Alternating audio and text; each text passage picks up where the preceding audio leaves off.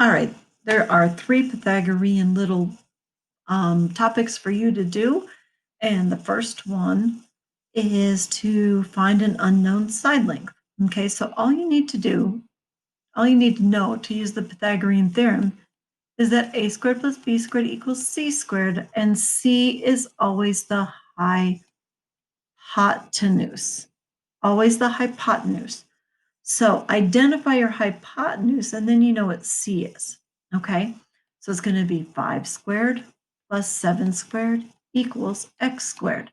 By the way, it could also be 7 squared plus 5 squared equals x squared. It doesn't matter which one of these you call A or B, all right? So you get 25 plus 49 equals x squared. Now remember, we're trying to find x, not x squared. So we need to simplify. This is where our quadratics chapter came in handy. So 9 plus 5 is 14. Carry the 1. You get 74 is equal to x squared. So x is equal to the square root of 74.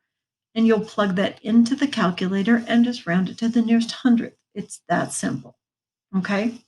If you have a right triangle, okay, and you have this is 10 and this is 6 and this is x. Okay, just set it up again. Formula, substitution, resolution. So formula a squared plus b squared equals c squared. All you have to do is identify the hypotenuse, which is 10. That goes underneath there. Okay, b is 6 squared and a is x squared in this case. Okay, so x squared plus 36 equals 100. X squared is equal to, subtract 36, and you will get 64. Oh, hey. So x equals 8. Well, there you go. That one was done by hand. Woo, cool. Okay. There are these things, just bringing that up. There are there are some common triplets. Okay. You don't need to know them, but boy, are they handy to know. One of them is a 3, 4, 5 triangle, because 3 squared plus 4 squared is equal to 5 squared. Check it out. 9 plus 16 equals 25. 25 equals 25. Any multiple of this works. So like if you have another triangle and it's 6 and 8, 3 times 2, 4 times 2, that'll be 10. That works as well. That's the one we just had. There's some other triplets that are really common, like 5, 12, 13. 5, 12, 13. Okay, this is a Pythagorean theorem. Some of these are really nice to know, just to know, to memorize. But here what they're doing is they're asking you if it's a right triangle. So all you need to do is check a squared plus b squared equals c squared. So all you need to do is find the hypotenuse. It's always going to be the longest side. So the hypotenuse is the longest side. So all you need to do is get into a calculator and do a squared plus b squared equals c squared. And does it equal or not? Okay. Not enough information. When would there not be enough information?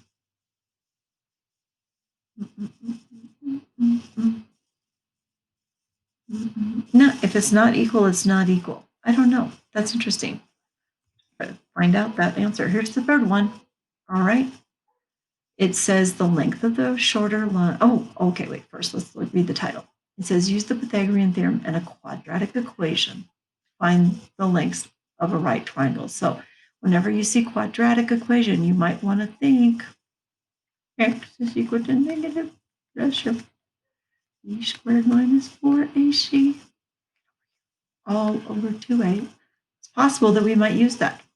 It's possible we might just solve quadratics by factoring. We'll find out. Okay, it says the length of the longer leg of a right triangle is, okay, ready guys? Language. Here's the subject of the sentence. Here's the equal sign. The word is the equals. So it says the longer leg, and here's the longer leg. The longer leg is 6 centimeters. So I'm going to write it like this. Longer is 6 centimeters more than, 6 centimeters more than. What that means is plus 6. We're going to add 6 to something. Twice the length of the shorter. Okay, so twice, let's call the length of the shorter S at this point. Okay, then it says the length of the hypotenuse. Okay, so we're going to put hypotenuse is equal to 9 is 9 more than plus 9 twice the length of the shorter. Find the lengths of the triangle.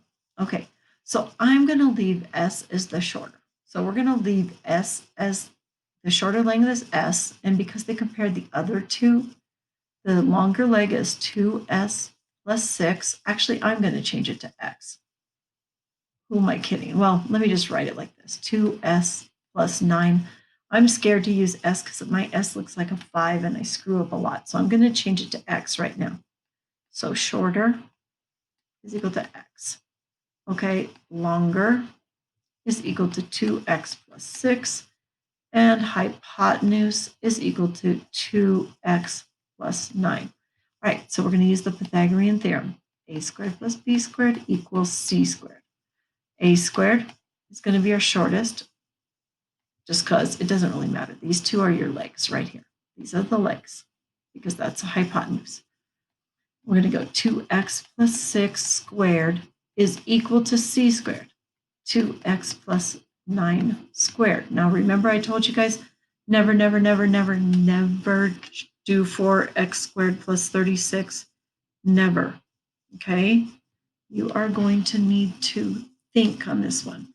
So we're going to go x squared plus, and then you're going to go 2x plus 6 times 2x plus 6. See, it's squared.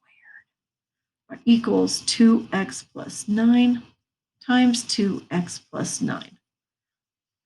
So you have to FOIL this out. So yes, is this a long problem? Yes, it is.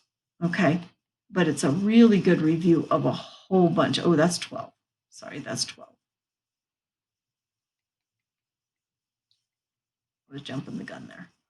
Okay, so 4x squared. I'll bring that down. Bring it down. 4x squared plus 12x plus 12x plus 36 equals 4x squared plus 18x plus 18x plus 81. Combine, and we're going to get 4x squared plus 36 plus 81. And this one is going to be x squared plus 4x squared is 5x squared plus 24x plus 36. Well, that's cool. We have a quadratic on this side and a quadratic on that side. So the big thing with quadratics is you must set them equal to 0. That's the big deal. That's how you solve them. So let's do this. We're going to subtract 4x squared from both sides. And we're going to get x squared. And then we're going to get, I'm going to subtract 36 from both sides. 36x. And I'm going to get minus 12x. And then I'm going to subtract 81. And I'm going to get 11 minus 6 is 5. 7 minus 6 is 45. Minus 45. Okay, so can I factor that? That's the question. Or do I have to use the quadratic formula? I could use the quadratic formula by naming A, B, and C and plugging them in. I'm going to check.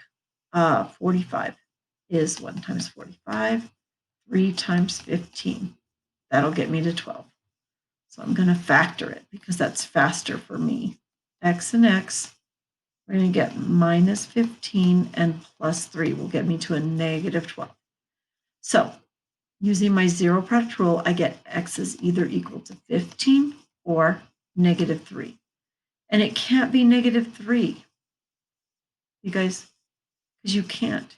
Well, I guess it could be a negative 3 if negative 3 weren't its own side. Like you have to go back and plug it in. And do you see X is equal to it? You can't have a side equal to a -3. So that's stupid. Okay, this is the answer. All right. That's probably the hardest problem you have. And I didn't actually include a second one of those. Okay, so hopefully this will be enough for you. It's really repeating a lot of the skills you learned. So I hope that's good.